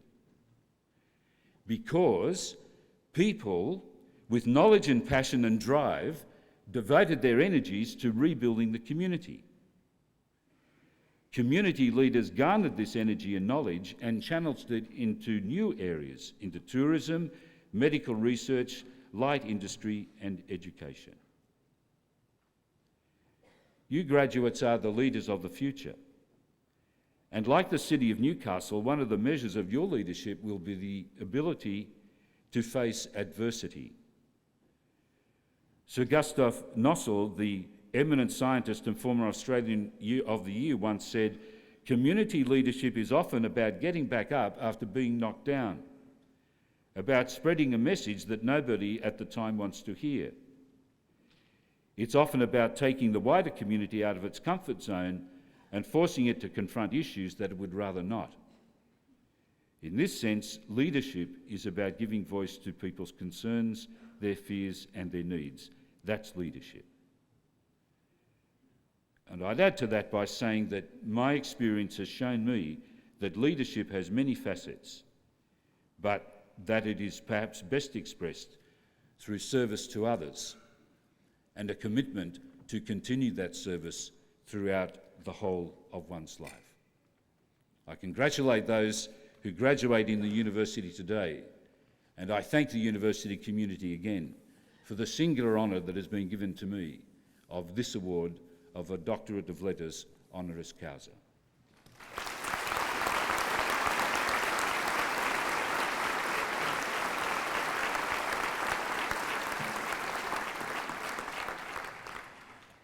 Archbishop Dr. Wilson, thank you very much for those inspiring words. I now have great pleasure in inviting Melissa Barry, Bachelor of Speech Pathology, to speak on behalf of the graduates.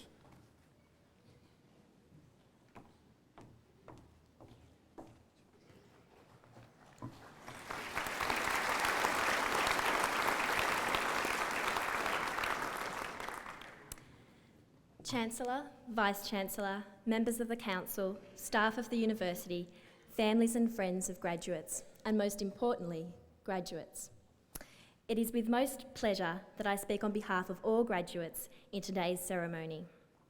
No doubt each graduate will be reflecting upon the years of pursuit of their particular degree, the events leading up to university, their time at uni, and most importantly, what the future holds. Families and friends will also be proudly sharing in these thoughts.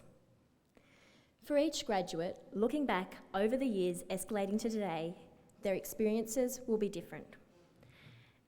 Their challenges, their experiences, their high times, their low times, they'll all be different. However, the basic foundations will be similar. That is, they have had the opportunity and privilege to attend and attain a degree at the University of Newcastle. Some graduates will go on to achieve further academic goals. Others will join the workforce, hopefully soon. Some will change careers or gain job promotions, or even some will go overseas.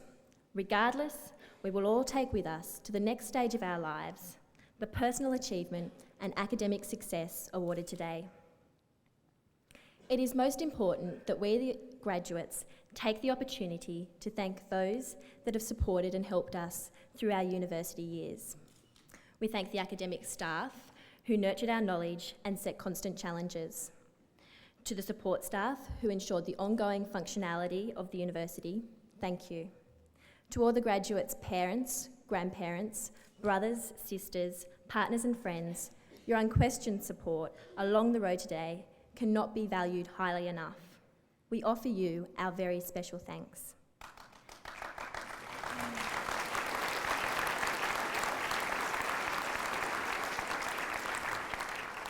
To my fellow graduates, I extend my best wishes to you for a most satisfying career in the field of your choice.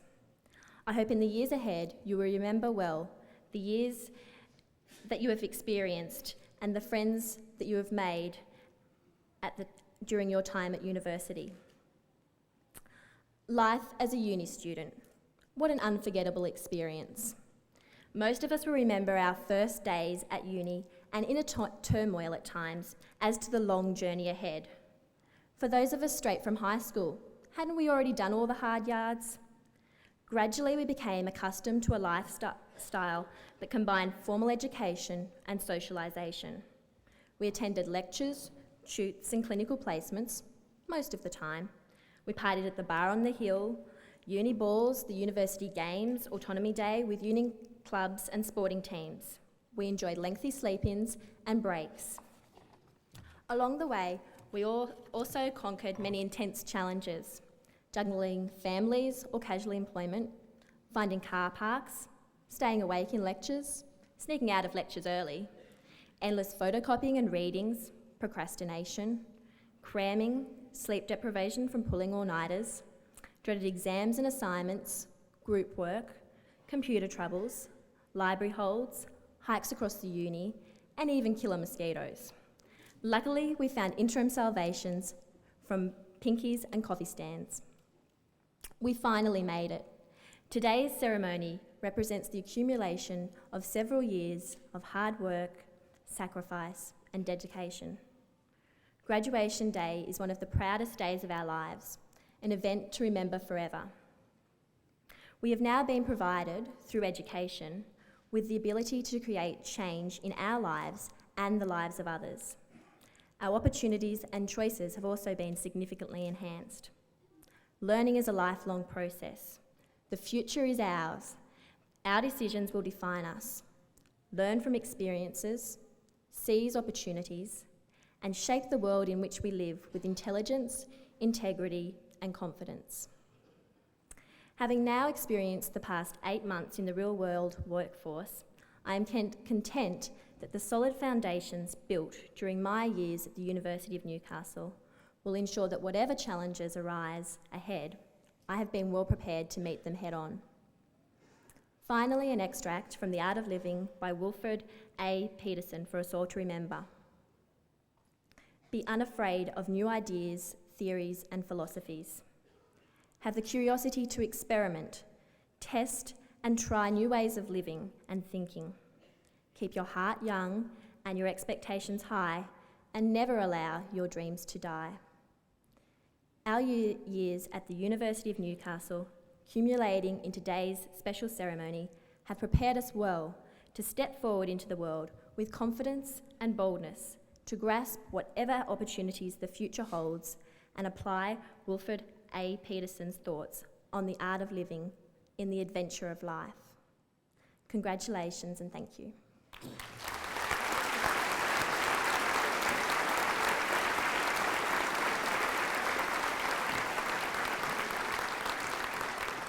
Thank you, Melissa Barry. I now declare the ceremony concluded. I hope you enjoyed today's ceremony and thank you for joining the university community in the celebration of the conferring of degrees. The University Union invites you to make your way to the Brennan Room in the Shortland Union where refreshment will be served.